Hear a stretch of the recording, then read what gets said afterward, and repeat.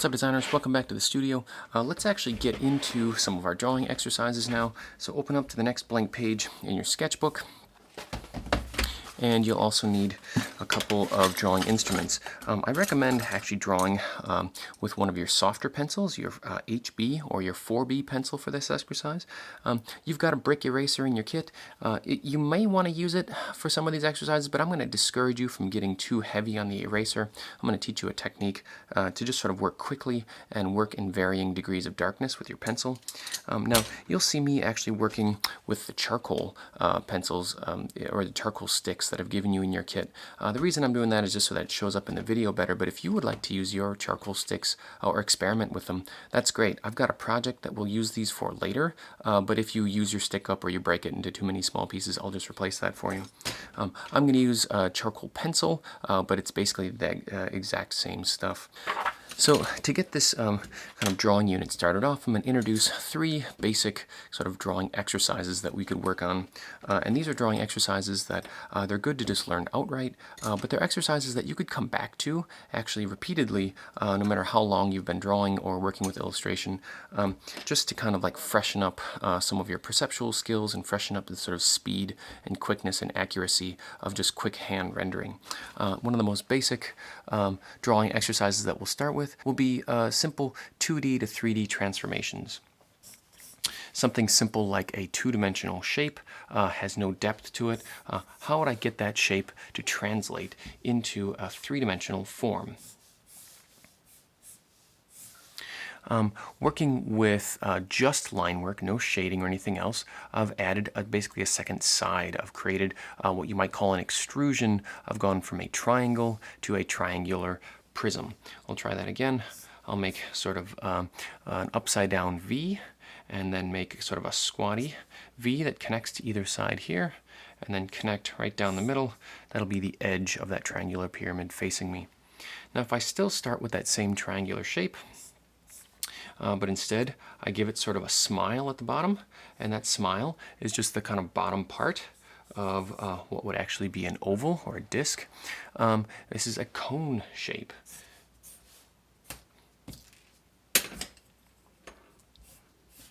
And you'll notice that as I'm working with shapes where I might be playing with a bit of transparency, I'll draw very lightly with my pencil at first, and then as I get more and more confident with my forms, I'll press down a little bit heavier.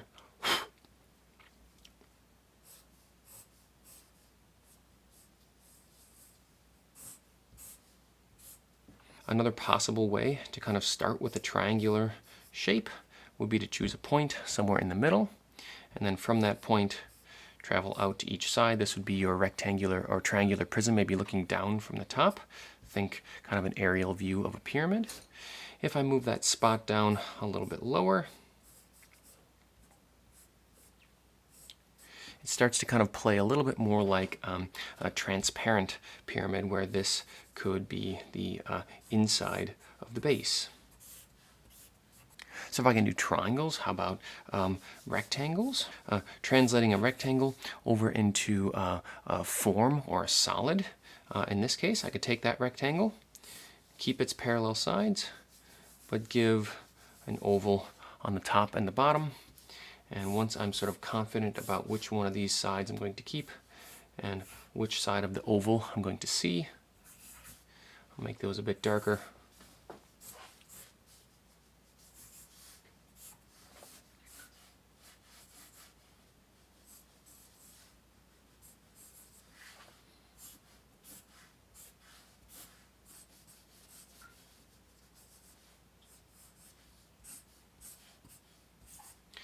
Keep yourself moving quickly through these exercises. You'll notice that I'm not like resting my elbows on the table and kind of doing all the work with my fingers, but I'm trying to work quickly and actually getting a lot of the motion for my drawings from my elbow and my shoulder.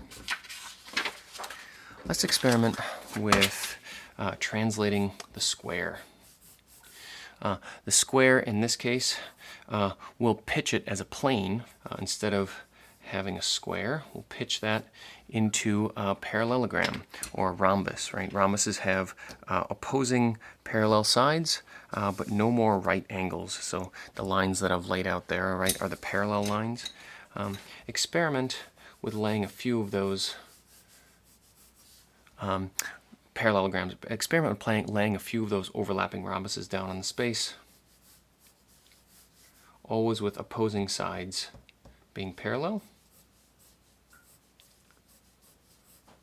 This, for example, could be like if I have this piece of paper set flat on the surface of the table, presents sort of like a square rectangle, but as soon as I start to pitch that piece of paper in space, right, you can sort of see how my opposing parallel lines stay parallel, but my right angles are gone.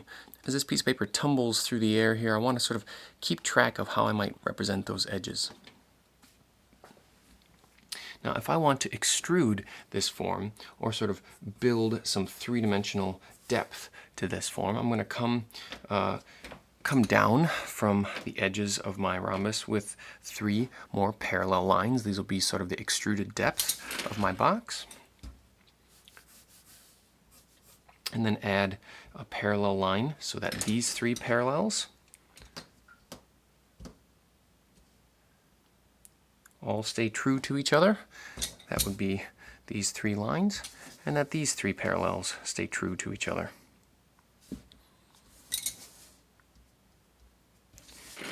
Go ahead and work that up on all of the rhombuses that you've laid out here.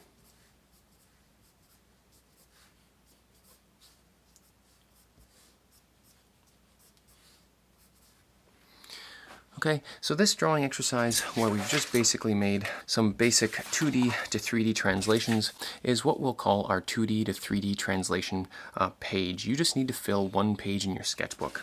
If you want to add 1 more shape to your list, let's do spheres, and then we'll call that a day.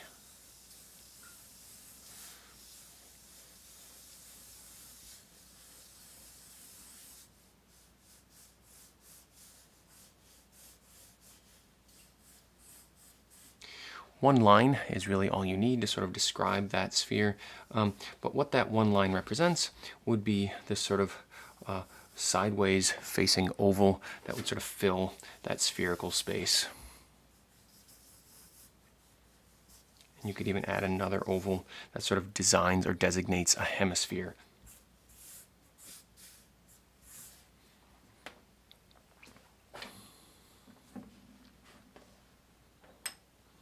The next exercise builds on these basic 3-dimensional forms. So we'll start with the triangular prism.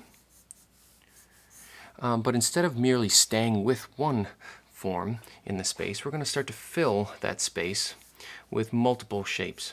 In other words, if I can create the illusion of depth, this sort of transition of this flat piece of paper into deep space using just a few lines, I can also do it with the idea that objects start to overlap in space.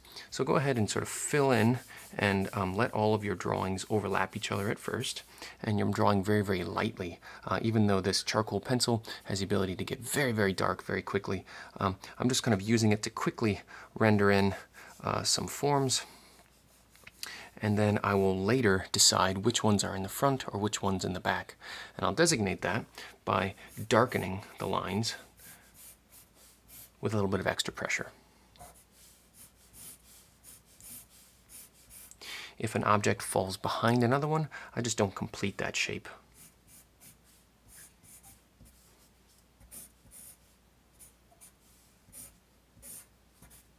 Notice that as I'm doing these drawings, I'm working very quickly, again, and I'm avoiding a sort of fuzzy line technique that I hear some people call sketching. If you find yourself doing this sort of line work, avoid that. I mean, you'll end up in more or less the same space, but you're moving very, very slowly, and I think that this sort of line is really belabored, and it's going to slow your process down quite a bit. If you can get in the habit of drawing in quickly, it'll actually benefit you. It'll pay off in the long run. Now you'll notice that I am making a couple of strokes, maybe over the same line over and over again. And the reason for that is I'm I'm laying down very, very light lines, and every time I get sort of closer to the exact location of where I want, I start to darken that line again. So it's a way for me to sort of test out the space.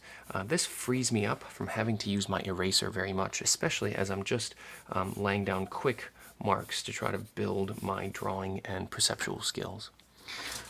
Overlapping prisms. All right, I'll do a couple of overlapping cylinders here.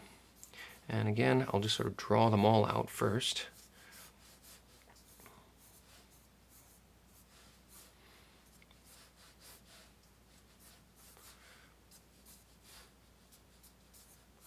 And once I'm confident with, their arrangement on the page, then I'll come in and darken the ones that are on the top first.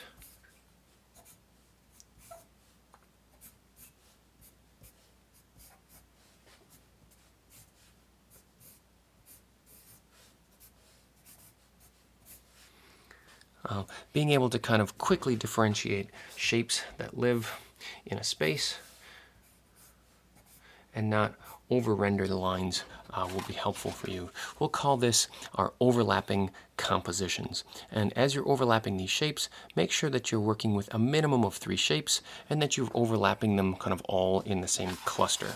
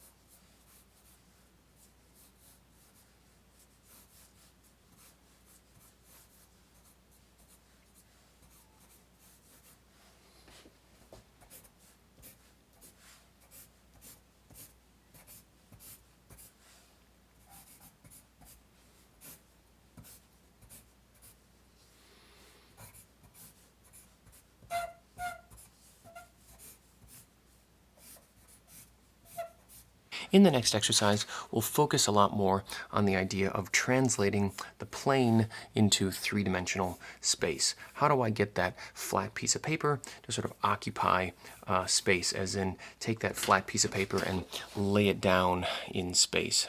For these exercises, it may be really handy for you to actually have a piece of paper close by so that you can kind of reference it with it in your hands.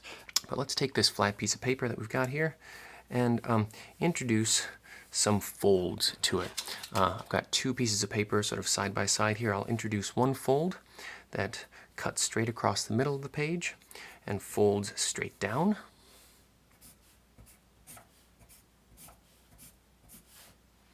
I sort of like to have this little ghosting, the sort of ghost of the original layer, just so that I can sort of see how that page may have changed. This is sort of exciting, especially if you're maybe in the process of designing some mechanical functions that actually pivot and rotate. With these sort of drawing techniques of always beginning with a base and then manipulating it, it feels very much to me like manipulating materials. I did 2 folds now, one that would fold down, one that would fold up. Maybe introduce some more complex folds.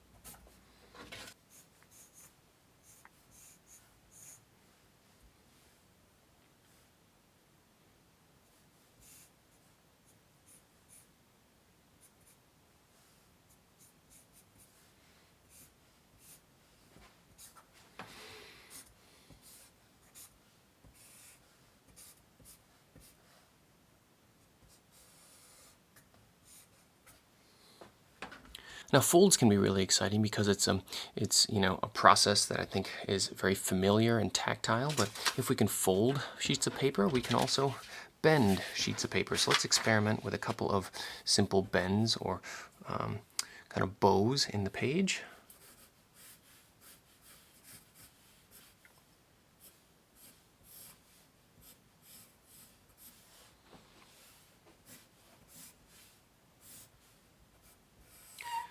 My opposing bends are parallel, very much like the opposing sort of edges of my parallel page. Let's keep working here.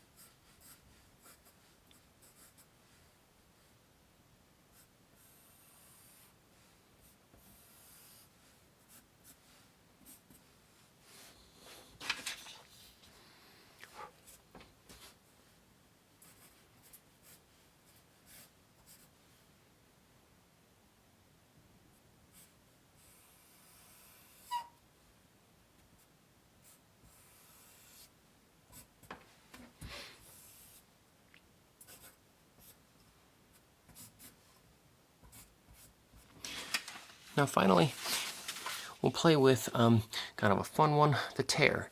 If I roll out that piece of paper and maybe I even sort of throw a bend into that page, how about I also tear off that bottom edge? And what I'll do is just sort of describe the tear mark and then describe a tear mark that follows that same path before I go in and make all my lines a little bit more solid.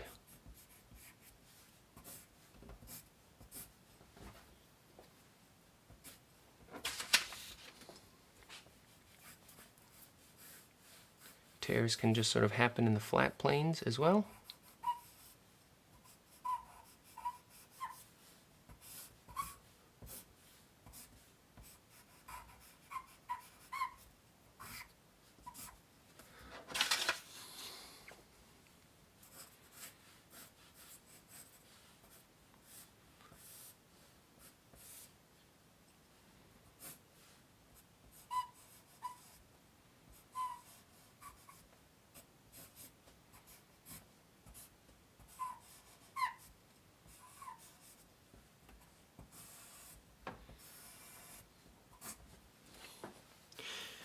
Go ahead and fill a page with these modified or what we'll call distorted planes.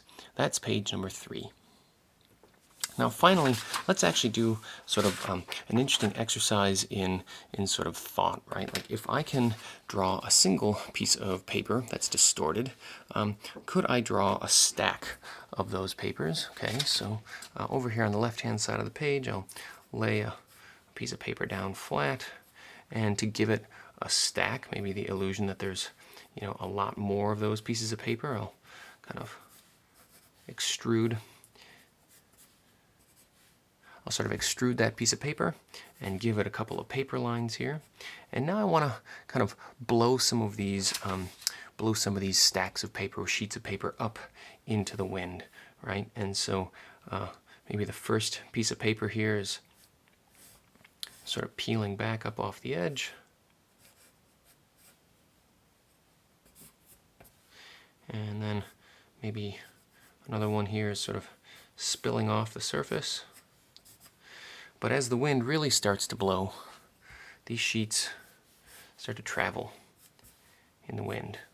So as I'm drawing these manipulated sheets or these distorted sheets, keep my sort of opposing bending lines parallel, and then keep the top and the bottom sheets parallel. And I'll kind of be a little bit playful and gestural here in the way that these sheets are tumbling through space. Some of them are close up, some of them are really big because they're close, some of them maybe are really small, giving them the sense that they're sort of far away. And then I have a lot of overlapping happening as well.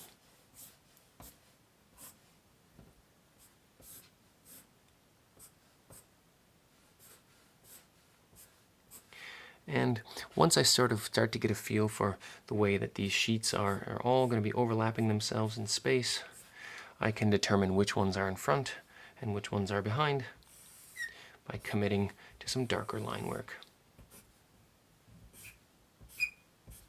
And by leaving all of these sort of loose gestural lines in place, it really brings a kind of sense of dynamic blowing and clutter to the whole space.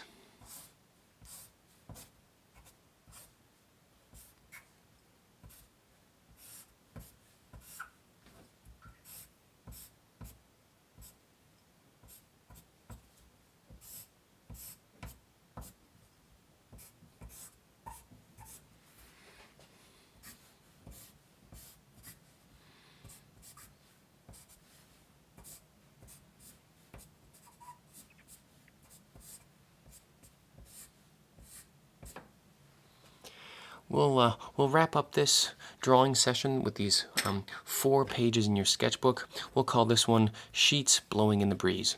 I'll catch up with you guys in the studio.